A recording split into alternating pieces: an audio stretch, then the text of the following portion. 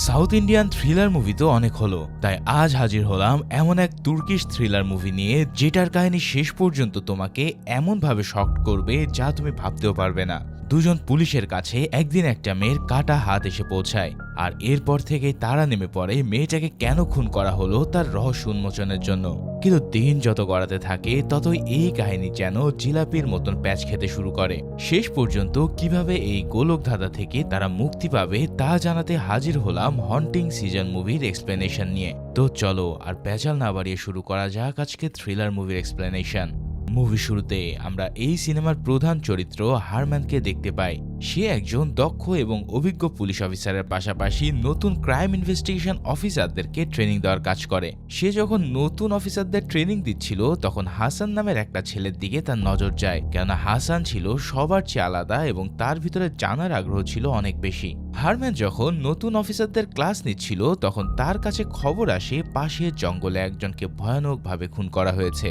তাই সে তখন তার ক্লাস বাদ দিয়ে তড়িঘড়ি করে আরেকজন জুনিয়র অফিসার ইদ্রিস এবং সেই নতুন ছেলে হাসানকে নিয়ে ওই জঙ্গলের দিকে রওনা দেয়। তখন সেখানে আমরা গাড়ির মধ্যে জানতে পারি যে হাসান অ্যানথ্রোপোলজি বা নৃবিজ্ঞান নিয়ে পড়াশোনা করেছে এবং তার গবেষণার বিষয় হচ্ছে তুরস্কের সিরিয়াল কিলিং। এরপর তারা তিনজন জঙ্গলে সেই ঘটনাস্থলে পৌঁছায়। সেখানে আগে থেকেই তাদের একটা টিম কাজ করছিল।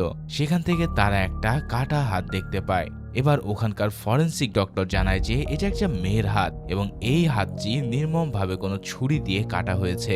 এছাড়াও মেয়েটির হাতের নেল পলিশ এবং আঙ্গুলের ভিতরে সেই খুনির চামড়ার কিছু অংশ লেগে আছে। হয়তো মেয়েটাকে খুন করার সময় ধস্তাধস্তি করতে গিয়ে সেই খুনির চামড়া মেয়েটার নখে আটকে গিয়েছিল। এরপর সেখানে তারা এভিডেন্স হিসেবে একটা হাতুড়িও খুঁজে পায়। তারপর সবাই মিলে এলাকাটাকে ভালোভাবে তল্লাশি করতে থাকে। তল্লাশির এক পর্যায়ে হারম্যান সেখানে একটা গাড়ির টায়ারের ছাপ এবং ফুটপ্রিন্ট দেখতে পায়। সে সঙ্গে সঙ্গে ইদ্রিসকে ফোন দিয়ে টায়ারের ছাপ এবং ফুটপ্রিন্টটা কালেক্ট করতে বলে। এরপর তারা সেখান থেকে খাবার খাওয়ার জন্য একটা রেস্টুরেন্টে পৌঁছায়। হারম্যান হাসানকে তার পরিবার সম্পর্কে জিজ্ঞেস করলে হাসান জানায় তার বাবা নেই, তার মা তার বোনের সাথে একটা অন্য শহরে থাকে আর তার গার্লফ্রেন্ড এই শহরেই থাকে এবং তার বাবার রেস্টুরেন্টের ব্যবসায় তাকে সাহায্য করে। এরপর হাসান যখন ইদ্রিসের পরিবার সম্পর্কে জিজ্ঞেস করে তখন আমরা জানতে পারি ইদ্রিসের সাথে তার স্ত্রীর সম্পর্ক মোটেও ভালো নয়, কেননা তারা দুজনে বর্তমানে সেপারেশনে আছে। স্ত্রীর কথা বলতে গিয়ে ইদ্রিস অনেক বেশি ইমোশনাল হয়ে পড়ে। এর পরের দৃশ্যে দেখা যায় ইদ্রিসের স্ত্রী আইকিস একটা সুপার শপে কাজ করছে আর দূর থেকে ইদ্রিস তাকে ফলো করছিল। ঠিক এমন সময় সে দেখতে পায় যে সেই সুপার শপের মালিক বারবার তার স্ত্রীর কাছে আসার চেষ্টা করছে, আর এই দৃশ্য দেখে সে প্রচন্ড রেগে যায়। অন্যদিকে হারম্যানের পরিবারকে দেখানো হয় যেখানে তার সংসারে কেবল তার স্ত্রী আছে। দীর্ঘদিন অসুস্থতায় ভুগে তার স্ত্রী দিন দিন আরো বেশি দুর্বল হয়ে পড়ছে এবং তার শারীরিক অবস্থা অনেক খারাপ। অন্যদিকে সুপার শপের সেই মালিক যে বারবার ইদ্রিসের স্ত্রীর কাছে আসার চেষ্টা করছিল তাকে গাড়ির পার্কিং লটে একা পেয়ে ইদ্রিস প্রচন্ড মারধর করে। এরপর দেখা যায় হাসান তার গার্লফ্রেন্ডের সাথে দেখা করতে এসেছে। সেখানে তারা দুজনে যখন কথা বলছিল ঠিক তখনই হঠাৎ সে এক অদ্ভুত ধরনের তীব্র গন্ধ খুঁজে পায়। গন্ধটা এতটাই অসহ্য ছিল যে তারা সেখানে বসে থাকতে পারে না। আসলে এই দুর্গন্ধটা আসছিল হাসানের হাত থেকেই, কারণ তাকে দিয়েই সেই কাটা হাতটি ফরেন্সিক ল্যাবে পাঠানো হয়েছিল আর সেটার গন্ধই এখনো তার হাতে লেগে আছে। হাসান ওয়াশরুমে গিয়ে ভালো করে নিজের হাতটা পরিষ্কার করতে থাকে, কিন্তু কিছুতেই সেই বিশ্রী দুর্গন্ধ তার হাত থেকে যেতে চায় না। রাত হলে ইদ্রিস বাড়ি ফিরে দেখতে পায় তার ছেলে মেয়ে এখনো জেগে আছে। এটা দেখে সে অনেক রাগ হয় এবং তাদেরকে তাড়াতাড়ি ঘুমিয়ে যেতে বলে। আর ইদ্রিসের সাথে তার ছেলে মেয়েদের সম্পর্ক তেমন ভালো ছিল না, কেননা তারা সবসময় তাকে ঘৃণার চোখে দেখত। এছাড়াও তারা মনে করে যে তাদের বাবার কারণে তাদের মা তাদেরকে ছেড়ে চলে গিয়েছে। পরের দিন সকালে হারম্যান যখন এই কেসটা নিয়ে ইনভেস্টিগেশন করছিল তখন তার কাছে ফরেন্সিক ডিপার্টমেন্টের ফোন আসে। ফরেন্সিক ডক্টর জানায় যে এই কাটা হাতটি একটা মেয়ের এবং মেয়েটিকে 5 দিন আগে খুন করা হয়েছে। ঠিক সেই সময় সেখানে ইদ্রিসের স্ত্রী আসে এবং গতকাল তার মালিককে মারার জন্য সে ইদ্রিসের উপর অনেক রাগ করে বসে। এছাড়াও তাকে সে সাবধান করে জানিয়ে দেয় যে সে যেন এরপর থেকে তার পিছু নেওয়া বন্ধ করে। এদিকে হারমান সেই মেয়েটার ফিঙ্গারপ্রিন্ট এবং ডিএনএ চেক করে হাসানকে তার খোঁজ নিতে বলে। সেদিন তাদের ডিপার্টমেন্টে একজনের রিটায়ারমেন্ট উপলক্ষে তারা একটা পার্টির আয়োজন করেছিল আর সেই পার্টিতে ইদ্রিস গান গেয়ে সবাইকে মাতিয়ে রাখে। পরের দিন সকালে হাসান সেই মেয়েটার সম্পর্কে খোঁজ নিয়ে হারমানকে জানায়। মেয়েটার নাম হচ্ছে পামুক। আজ থেকে বেশ কয়েক মাস আগে ড্রাগস পাচারের সময় মেয়েটাকে পুলিশ ধরেছিল, কিন্তু পুলিশের হাতে তেমন কোনো শক্ত প্রমাণ না থাকায় মেয়েটিকে আবারও ছেড়ে দেওয়া হয়। সবচেয়ে আশ্চর্যের ব্যাপার হলো যে মেয়েটির বয়স ছিল মাত্র 16 বছর। হারমান তখন হাসানকে জিজ্ঞেস করে যে মেয়েটার কোনো অ্যাড্রেস বা ফোন নম্বর সে জানতে পেরেছে কিনা। জবাবে হাসান জানায় মেয়েটার কোনো ফোন নাম্বার ছিল না, তবে সে মেয়েটার একটা অ্যাড্রেস পেয়েছে। এরপর তারা তিনজন পামুকের খোঁজে সে অ্যাড্রেসে যায়। তারা সেখানে একটা লোককে খুঁজে পায় যার নাম কামরান তুবা। হারমান তাকে পামুক সম্পর্কে জিজ্ঞেস করলে সে জানায় পামুকের সাথে তার একটা বারে পরিচয় হয়েছিল আর সেখান থেকেই তাদের বন্ধুত্ব। তখন হারমান অবাক হয়ে জিজ্ঞেস করে যে তোমার সাথে যদি শুধু বন্ধুত্বই হয়ে থাকে তাহলে পামুক তার অ্যাড্রেসে তোমার বাড়ির ঠিকানা কেন দিয়েছে? তুমি মিথ্যে বলছো। তবে কামরান তাকে জানায় যে তার সাথে পামুকের শুধু বন্ধুত্বই ছিল আর সে একজন আসলে সমকামী, তাই পামুকের সাথে তার কোনো সম্পর্ক হওয়ার প্রশ্নই ওঠে না। এছাড়াও সে আরো জানায় পামুকের সাথে অ্যাসিড নামের একটা লোকের সম্পর্ক ছিল যারা দুজনেই ড্রাগসের ব্যবসা করত। অ্যাসিড তাকে সবসময় প্রচন্ড মারধর করত। হারমান তার কাছে অ্যাসিডের সম্পর্কে জানতে চাইলে কামরান তাকে একটা বাড়ির ঠিকানা দেয় আর সে জানায় ওখানে গেলেই সে অ্যাসিডকে পাবে। কামরানের কাছ থেকে যাওয়ার সময় হারমান তার হাতে দেখতে চায় সেখানে কোনো ক্ষত দাগ আছে কিনা, কিন্তু তারা তার হাতে কোনো আঘাতের চিহ্ন পায় না। আসলে মেয়েটা কাকে নখের আঁচড় দিয়েছিল সেটাই মূলত পুলিশরা দেখতে চেয়েছিল। এরপর তারা সেখান থেকে বেরিয়ে সেই বারে চলে যায় আর অ্যাসিডের জন্য গাড়িতে অপেক্ষা করতে থাকে। এক সময় অ্যাসিড সেখানে আসে, তখন তারা অ্যাসিডকে ফলো করতে থাকে, কিন্তু অ্যাসিড এক সময় সেটা বুঝতে পারে এবং সেখান থেকে পালাতে থাকে। হারমান আর টিম শুরু করে তার পিছু নেওয়া। অ্যাসিড ছিল অনেক বড় সন্ত্রাসী আর দক্ষ ড্রাইভার, তাই সে তাদের চোখ মুহূর্তেই ফাঁকি দিয়ে উধাও হয়ে যায়। অন্যদিকে হারমানও হাল ছাড়া পাত্র নয়, তাই সে একসময় অ্যাসিডের গাড়ি একটা জায়গায় পার্ক করা দেখতে পায়। এবার তারা তিনজন গোপনে তার পিছু নিতে শুরু করে। তারা দেখতে পায় যে অ্যাসিড একটা বাড়ির ভিতরে ঢুকেছে আর গেটের সামনে কয়েকজন লোক দাঁড়িয়ে পাহারা দিচ্ছে। তখন হারমান জানায় ওদের সংখ্যায় অনেক বেশি আর তাদের তিনজনের পক্ষে এতগুলো লোককে ধরা সম্ভব না। তাই হারমান তাদের ব্যাকআপ টিমকে ফোন করে লোকেশন জানিয়ে দেয়, কিন্তু ইদ্রিস হারমানকে জানায় যে ব্যাকআপ টিম আসতে আসতে অপরাধী পালিয়ে যাবে। তবে এই কথা শুনেও হারমান তাকে বলে যে সে কোনো ধরনের রিস্ক নিতে চায় না এবং ব্যাকআপ টিম আসা পর্যন্ত সবাইকে অপেক্ষা করতে বলে। ইদ্রিস তার কথা না শুনে সে অপরাধীদের দিকে আগাতে থাকে আর এরপরেই তারা বুঝতে পেরে তারা ইদ্রিসের দিকে গুলি চালাতে থাকে। তখনই তাদের মধ্যে শুরু হয় এক ভয়ঙ্কর লড়াই। গোলাগুলির এক পর্যায়ে অ্যাসিডের দলের বেশ কয়েকজন লোক মারা যায়। শেষ পর্যন্ত অ্যাসিড তাদের হাতে ধরা পড়ে আর ইতিমধ্যে ব্যাকআপ টিমও সেখানে চলে আসে। পরের দিন হারমানকে তার ডিপার্টমেন্টের ঊর্ধ্বতন কর্মকর্তারা ডেকে পাঠায় এবং তার উপরে প্রচন্ড রাগান্বিত হয়। তারা হারমানকে জানায় তার কাজ শুধু অপরাধীদের ধরা, বিনা অনুমতিতে কাউকে ক্রস ফায়ার না করা। এবারের মতন তারা হারমানকে সাবধান করে দিয়ে ছেড়ে দেয়। এরপর তারা অ্যাসিডকে পামুকের বিষয়ে জিজ্ঞাসাবাদ করতে থাকে। তখন সে জানায় তারা দুজন দুজনকে খুব ভালোবাসতো আর খুব তাড়াতাড়ি তাদের বিয়ে হওয়ারও কথা ছিল, কিন্তু হারমান তার কাছে জানতে চায় যে সে যদি সত্যি তাকে ভালোবাসতো তাহলে কেন মারধর করত। তবে অ্যাসিড তার বিরুদ্ধে আনা সব অভিযোগই অস্বীকার করে। তাকে অনেকভাবে জিজ্ঞাসাবাদ করা হয়, কিন্তু তার কাছ থেকে তেমন কোনো ইনফরমেশন পাওয়া যায় না। এরপর তারা অ্যাসিডের হাত দেখতে চায় যে এই হাতে কোনো দাগ বা চিহ্ন আছে কিনা। এবারও তার হাতে কোনো ধরনের দাগ বা চিহ্ন দেখা যায় না। এই সব দেখে তারা মোটামুটি নিশ্চিত হয় যে পামুককে অ্যাসিড খুন করেনি। অন্যদিকে ইদ্রিসের স্ত্রী আইকিস তার বাসায় এসে তার মায়ের সাথে অনেক রাগারাগি করে। সে তার মাকে সাবধান করে দিয়ে জানায় যে ইদ্রিস যেন কোনো কিছুর ব্যাপারে তাকে আর ডিস্টার্ব না করে, কেননা সে চায় তার নিজের মতন করে বাঁচতে। সেদিন রাতেই হারমান, হ্যারিস আর ইদ্রিস ইনভেস্টিগেশনের জন্য চলে আসে পামুকের বাসায়। সেখানে তারা পামুক সম্পর্কে জিজ্ঞেস করলে তার বাবা মা জানায় পামুক ছোটবেলা থেকেই খুব জেদি ছিল, তাই তাকে অল্প বয়সেই বিয়ে দেওয়া হয়। মাত্র 16 বছর বয়সের একটা মেয়ের বিয়ের কথা শুনে সবাই খুব অবাক হয়ে ওঠে। তখন তার মা জানায় শহরের সবচেয়ে বড় ধনী ব্যবসায়ী বাকতাল বে নামের একজনের সাথে তার বিয়ে হয়েছিল আর বাকতাল বে তাদের পরিবারকে অনেক সময় নানাভাবে সাহায্য করেছে, কেননা বাকতাল বে খুব ভালো আর বড় মনের মানুষ। এরপর হারমান ইনভেস্টিগেশনের জন্য পামুকের রুমে যায়। সেখানে গিয়ে দেখে পুরো রুমটা বিভিন্ন আর্ট আর শিল্পকর্ম দিয়ে ভরা। আসলে পামুক ছবি আঁকতে আর গান গাইতে খুব ভালোবাসতো। সেদিনের মতন ইনভেস্টিগেশন শেষ করে তারা সেখান থেকে চলে যায়। পরের দিন হারমান যখন তার বড় অফিসারের কাছে কেসের আপডেট দিতে চায়, তখন সে এই ঘটনার সাথে জড়িত শহরের সবচেয়ে বড় ব্যবসায়ী বাকতাল বের নাম সামনে আনে। এখন বাকতালবের নাম শুনেই অফিসার বেশ অবাক হয়ে যায়। সে আরমানকে বুঝিয়ে বলে যে বাকতালবে কোনো সাধারণ মানুষ নয়, সে হচ্ছে চেম্বার অফ কমার্সের একজন প্রেসিডেন্ট। অফিসার তাকে সতর্ক করে বলে যে যথেষ্ট প্রমাণ ছাড়া এমন একজন প্রভাবশালী মানুষের বিরুদ্ধে কোনো পদক্ষেপই নেওয়া যাবে না, কারণ শক্ত প্রমাণ ছাড়া তার দিকে আঙ্গুল তুললে মিডিয়া উল্টো পুলিশের উপরে চড়াও হবে। তাই তিনি হারমানকে নির্দেশ দেয় যে আগে যেন বাকতালবের বিরুদ্ধে শক্ত প্রমাণ জোগাড় করা হয়। সেদিন রাতে হাসান তার গার্লফ্রেন্ডের মা বাবার সাথে দেখা করতে যায়। কথায় কথায় হাসানের গার্লফ্রেন্ডের বাবা তাকে একটা প্রস্তাব দেয়। সে বলে যে তার 4-5টা রেস্টুরেন্ট রয়েছে, হাসান চাইলে পুলিশের এই ঝুঁকিপূর্ণ কাজ ছেড়ে শান্তিতে তার ব্যবসার দেখাশোনা করতে পারে। এসব শুনে হাসান তার প্রস্তাব ভেবে দেখার জন্য কিছুটা সময় চেয়ে নেয়। তবে একটু অদ্ভুত বিষয় হাসানকে বেশ ভাবিয়ে তুলছে।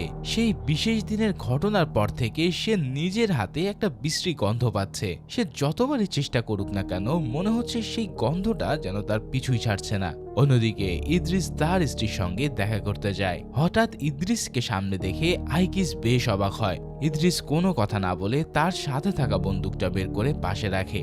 এটা দেখে আইকিস খুব ভয় পেয়ে যায়, আর ঠিক সেই মুহূর্তে সেখানে বিদ্যুৎ চলে যায়। আইকিস ছোটবেলা থেকে অন্ধকার খুব ভয় পায়, তাই সে ইদ্রিসকে জড়িয়ে ধরে এবং তাকে দ্রুত মোমবাতি জ্বালাতে বলে। ইদ্রিস সারা ঘরে মোমবাতি জ্বালিয়ে দেয়। এরপর সে আইকিসকে জানায় যে সে আসলেই তাকে আজ মেরে ফেলতে এসেছিল।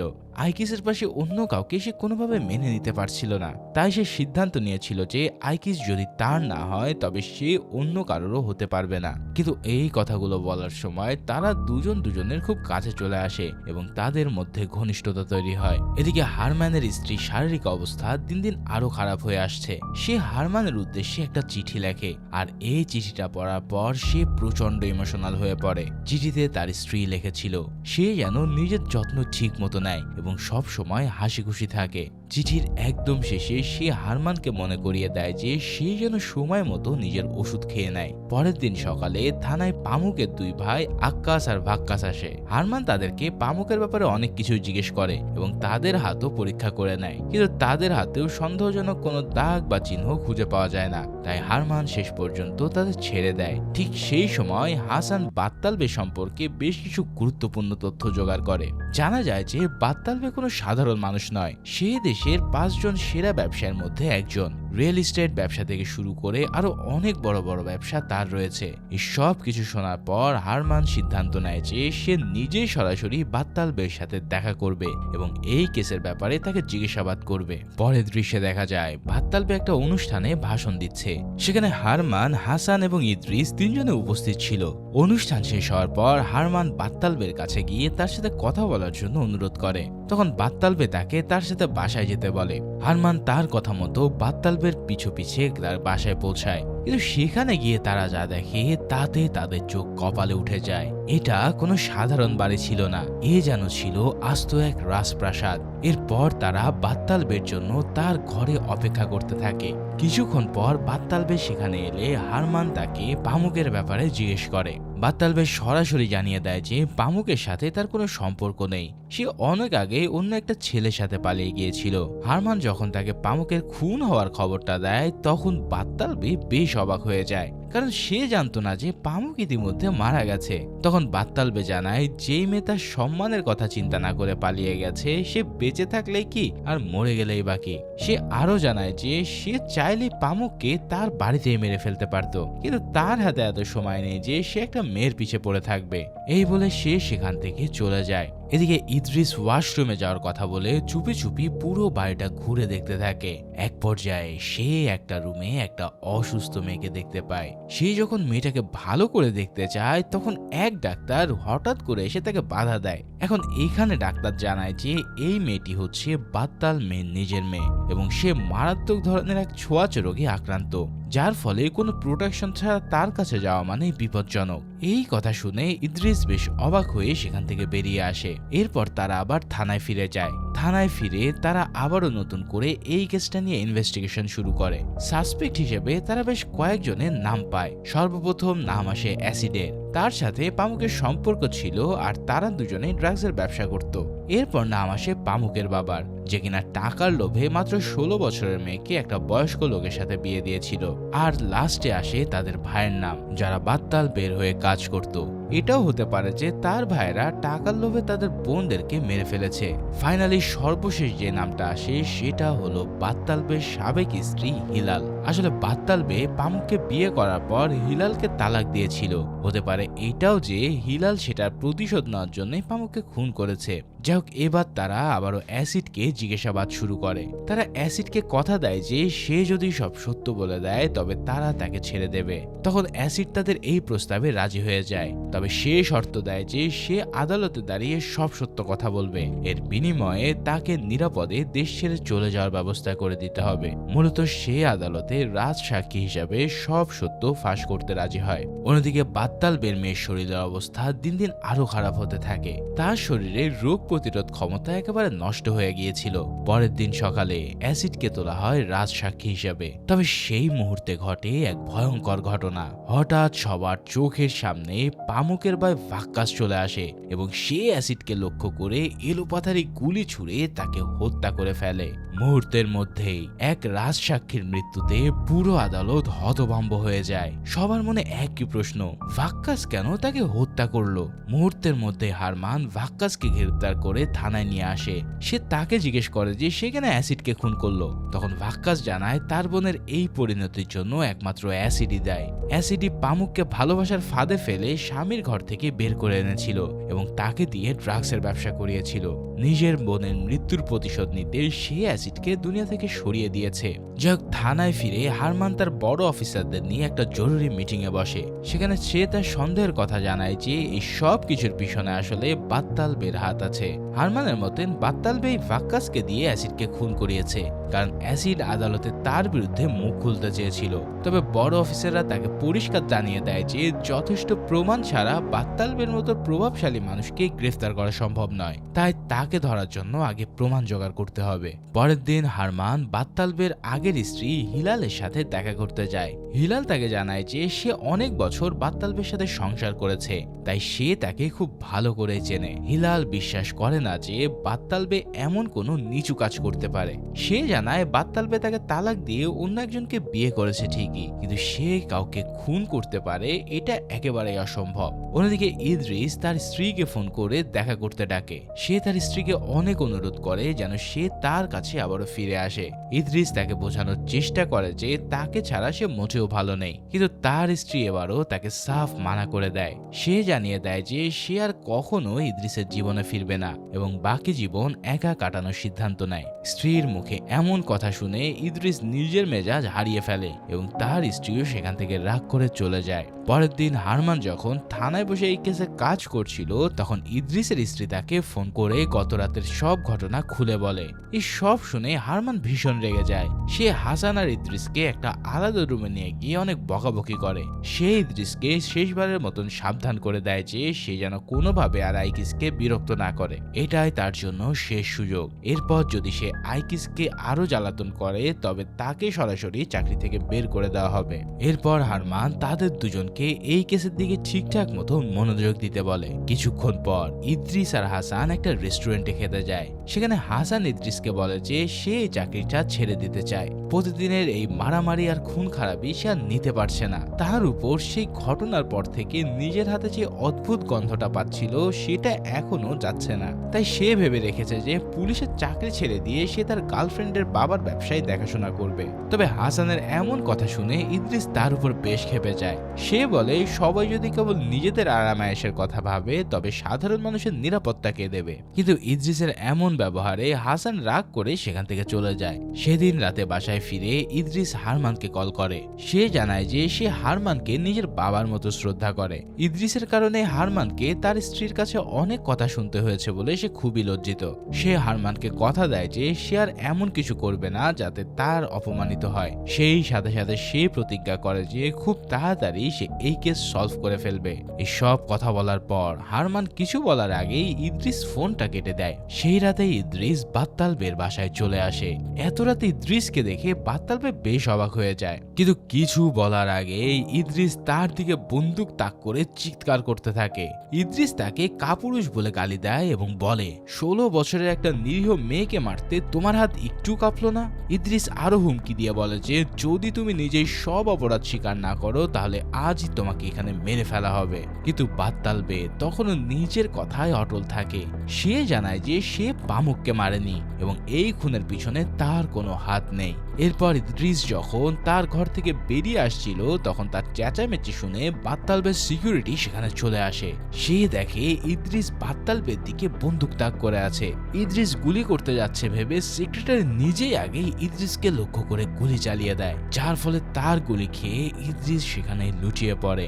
মৃত্যুর আগে ইদ্রিস থানায় কাটানো তার জীবনের সুন্দর মুহূর্তগুলো ভাবতে থাকে। তবে শেষ মুহূর্তে এসে সে সিসিটিভি ক্যামেরার দিকে হাত বাড়িয়ে কিছু একটা ইশারা করে দেখায়, আর ফাইনালি সে সেখানে মৃত্যুবরণ করে। পরের দিন পুলিশ বাত্তালবের বাড়ির সিসিটিভি ফুটেজ পরীক্ষা করে দেখে এবং তাকে জিজ্ঞাসাবাদ করার জন্য থানায় নিয়ে আসে। সবকিছু যাচাই করার পর দেখা যায় যে বাত্তালবে আসলে নির্দোষ, আর তার সিকিউরিটি আসলে আত্মরক্ষার জন্য ইদ্রিসকে গুলি করতে বাধ্য হয়েছিল। এখন বাত্তালবের বিরুদ্ধে কোনো শক্ত প্রমাণ না পাওয়ায় শেষ পর্যন্ত পুলিশ তাকে ছেড়ে দেয়। এরপর ইদ্রিসের শেষকৃত্য সম্পন্ন হয়। দীর্ঘদিনের সঙ্গী আর বিশ্বস্ত সহকর্মীকে হারিয়ে হারমান মানসিকভাবে একদম ভেঙে পড়েছিল। সে থানায় গিয়ে আবারও সেই সিসিটিভি ফুটেজ খুব ভালোভাবে খুঁটিয়ে দেখতে শুরু করে। এবার তার চোখের সামনে একটা অদ্ভুত বিষয় ধরা পড়ে। সে দেখতে পায় মৃত্যুর ঠিক আগ মুহূর্তে ইদ্রিস সিসিটিভি ক্যামেরার দিকে আঙ্গুল দিয়ে ইশারা করেছিল আর কিছু একটা দেখানোর চেষ্টা করেছিল। এই দৃশ্যটি হারমানকে গভীর চিন্তায় ফেলে দেয়। সে ভাবতে থাকে যে এটা কি কোনো বিষয়ের বিশেষ সংকেত? ইদ্রিস কি তবে মারা যাওয়ার আগে কোনো বড় সত্য ফাঁস করতে চেয়েছিল? পরের দিন হারমান আর হাসান আবারও পামুকের বাবা মার বাড়িতে যায় তাদের জিজ্ঞাসাবাদ করতে। হারমান তাদের কাছে পামুকের ছোটবেলার কথা জানতে চায়। তখন পামুকের মা জানায় যে পামুক ছোটবেলা থেকেই খুব হাসি খুশি এবং গান গাইতে ভালোবাসতো, তবে সে ছিল ভীষণ ভীতু। কথার প্রসঙ্গে পামুকের মা একটা ঘটনার কথা খুলে বলে। সে জানায় যে একবার রক্ত দেওয়ার কথা শুনে পামুক ভয় একদম অস্থির হয়ে গিয়েছিল। হারমান তখন অবাক হয়ে জিজ্ঞেস করে যে তাকে কেন রক্ত দিতে হয়েছিল।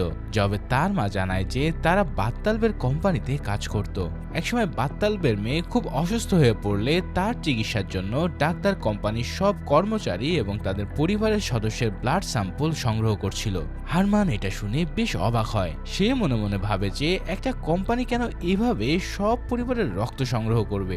যাই হোক, পামুকের বাবা মা এর চেয়ে আর বেশি কিছুই জানতো না। তাই হাসান আর হারমান আর দেরি না করে সরাসরি সেই হসপিটালে যায় যেখানে তাদের ব্লাড নেওয়া হয়েছিল। কিন্তু সেখানকার বর্তমান ডাক্তার তাদের জানায় যে সে এখানে নতুন এসেছে, তাই ওই সময় ব্লাড স্যাম্পলের ব্যাপারে সে কিছুই জানে না। তবে তার আগে ডাক্তারের ঠিকানা তারা হারমানকে দিয়ে দেয়। এরপর হারমান সেই ঠিকানা অনুযায়ী পুরাতন ডাক্তারের কাছে যায়। সেখানে গিয়ে তারা এক অদ্ভুত দৃশ্য দেখে। ডাক্তার সোফায় বসেছিল এবং বিড়বিড় করে বলছিল যে মানুষ কিভাবে এমন কাজ করতে পারে, আমার মনে কি একটুও দয়া হলো না।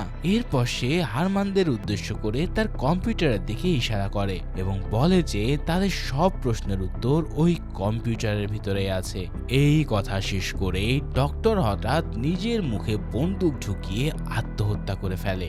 এরপর হারমান ডাক্তারের হাত পরীক্ষা করে দেখে যে তার হাতে কিছু আছে কিনা, আর ফাইনালি এবার ডক্টরের হাতেই সেই আঁচড়ের দাগ দেখতে পাওয়া যায়। তার মানে পামুককে মূলত এই ডক্টরই হত্যা করেছিল। কিন্তু প্রশ্ন হচ্ছে এই ডক্টর কি উদ্দেশ্য হত্যা করেছিল। এবার সেটা দেখার জন্য সে তার কম্পিউটার ভালো করে পরীক্ষা করতে থাকে। এভাবে পরীক্ষা করতে করতে হারমান এটা বুঝতে পারে যে পামুকের খুনের পিছনে আসলে বাত্তালবের হাত রয়েছে। কিন্তু কেন সে এটা এমন করলো সেই যোগসূত্রটা সে এখনো মেলাতে পারছিল না। পরের দিন হারমান আর হাসান বাত্তালবের মেয়েকে দেখতে যায়। সেখানকার ডাক্তার তাদের জানায় যে মেয়েটার অবস্থা খুবই আশঙ্কাজনক। তার দুটো কিডনি পুরোপুরি অকেজো হয়ে গেছে। সবচেয়ে বড় সমস্যা হলো চাইলেও অন্য কারো কিডনি তার শরীরে বসানো সম্ভব না, কারণ মেয়েটার টিস্যুর সাথে অন্য কারো টিস্যু কোনোভাবেই মেলানো যাচ্ছে না। ডক্টরের এই কথা শুনে হারমানের কাছে পুরো বিষয়টা পানির মতন পরিষ্কার হয়ে যায়। সে এবার বুঝতে পারে কেন বাত্তালবে পামুককে টার্গেট করেছিল। যাই হোক, হারমান সরাসরি এবার বাত্তালবের ফার্ম হাউসে গিয়ে হাজির হয়। সেখানে বাত্তালবে তখন শিকারে যাওয়ার প্রস্তুতি নিচ্ছিল। তাকে দেখে এবার হারমান জিজ্ঞেস করে যে একটা মানুষ কিভাবে 3টা খুন করে এত শান্তিতে থাকতে পারে। বাত্তালবে তখন বুঝতে পারে যে তার সময় ঘনিয়ে এসেছে এবং তার পালানোর আর কোনো পথ বাকি নেই। তখন সে হারমানকে বলে, শিকারীর মনে কোনো দয়া থাকতে নেই, আমি একজন শিকারী, তাই আমার কাছে দয়া বলে কিছু নেই। এরপর বাত্তালবে বলতে শুরু করে সেই লোমহর্ষক কাহিনী। সে জানায় যে অনেক দিন ধরেই তার মেয়ের কিডনির সমস্যা ছিল, কিন্তু কারোর টিস্যুর সাথে তার মেয়ের টিস্যু মিলছিল না। তাই সে একটি উপায় বের করে তার কোম্পানির সমস্ত কর্মচারী আর তাদের পরিবারের ব্লাড টেস্ট করায়। এরপর সেই টেস্টে দেখা যায় যে একমাত্র পামুকের সাথে তার মেয়ের টিস্যু ম্যাচ করেছে। তাই সে পামুকের পরিবারকে অনেক টাকার লোভ দেখিয়ে তাকে বিয়ে করে, কিন্তু পামুক কোনোভাবেই স্বেচ্ছায় তার কিডনি দিতে রাজি হচ্ছিল না। তাই বাত্তালবে বাধ্য হয়ে সেই ডক্টরের সাহায্য নেয়। ডক্টর যখন জোর করে পামুকের কিডনি নেওয়ার চেষ্টা করছিল, তখন পামুক সেখান থেকে পালিয়ে যায়, যার ফলে বাত্তালবের রাগের মাথায় তার হাত কেটে দেয় এবং পামুক সেই হাত কাটার জন্য সেখানে মারা যায়, যার ফলে পামুকের কিডনিটা তার আর কোনো কাজেই আসে না। এই সব শুনে হারমান তাকে বলে যে সে একটা জীবন বাঁচাতে গিয়ে অনেকগুলো জীবন ধ্বংস করেছে, কিন্তু আফসোসের বিষয় হলো যে এত অপরাধ করেও সে তার মেয়েকে সুস্থ করতে পারেনি। তার মেয়ে এখন মৃত্যুর দিকে এগিয়ে যাচ্ছে এবং তার শরীরের রোগ প্রতিরোধ ক্ষমতা পুরোপুরি নষ্ট হয়ে গেছে। এই কথাগুলো শুনে বাত্তালবে স্তব্ধ হয়ে আকাশের দিকে তাকিয়ে থাকে। হারমান সেখান থেকে চলে যাওয়ার ঠিক পরপরই পিছন থেকে একটা গুলির শব্দ শোনা যায়, আর এখানেই আমরা বুঝতে পারি যে বাত্তালবে নিজেকে শেষ করে দিয়েছে। পরের দিন সংবাদপত্রে বাত্তালবের আত্মহত্যার খবর ছাপা হয় এবং কিছুদিনের মধ্যেই তার মেয়েও মারা যায়। আসলে মানুষের টাকা পয়সা ধন সম্পত্তি থাকলেও সবকিছু হয় না, অনেক কিছুই উপরতলার ইচ্ছে আর ভাগ্যের উপর নির্ভর করে। আর ঠিক এভাবেই এই সিনেমার গল্পটিও এখানেই শেষ হয়।